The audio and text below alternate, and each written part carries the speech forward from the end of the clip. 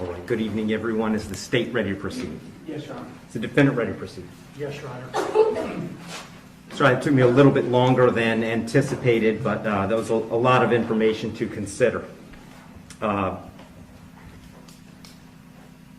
me just start by saying that as multiple people have observed, this is a particularly difficult case because there's really nothing that the court can do that's capable of fixing the harm that has been caused to the victims in this case.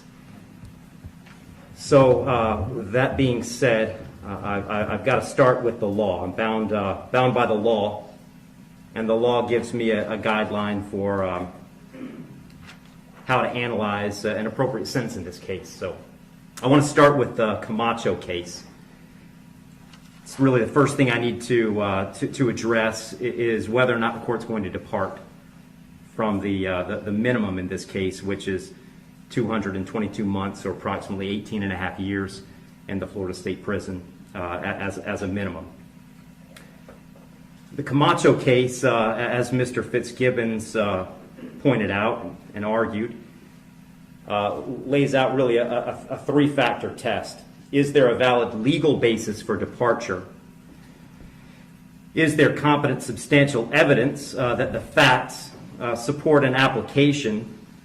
Do the facts apply to the departure basis that is being asserted? To both of those questions, I answer those yes. There is a valid legal basis for departure, and there is competent substantial evidence that would support a departure. And really, I'd find that as to all of the departure bases argued, with the exception of the disparity argument. I'll just comment on that one for a moment. The defendant has argued that an available basis for departure is the disparity between the guidelines and the sentence that Mr. Barano got. I don't agree with that. I agree that disparity could potentially be an available legal basis for departure. But in this case, I don't think it applies because I do think that there are important substantive differences between the facts as applied to Mr. Barano and the facts as applied to Mr. Heyrin. The state's put those on the record. I won't elaborate on it too much other than to say I think that the difference, the age of majority for Mr. Heyrin is one of those.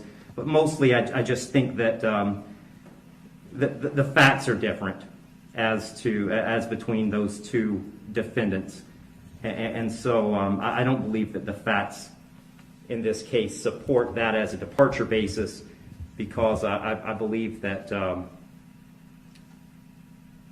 a disparity in sentence between Mr. Barano and Mr. Heyrin is appropriate in this case.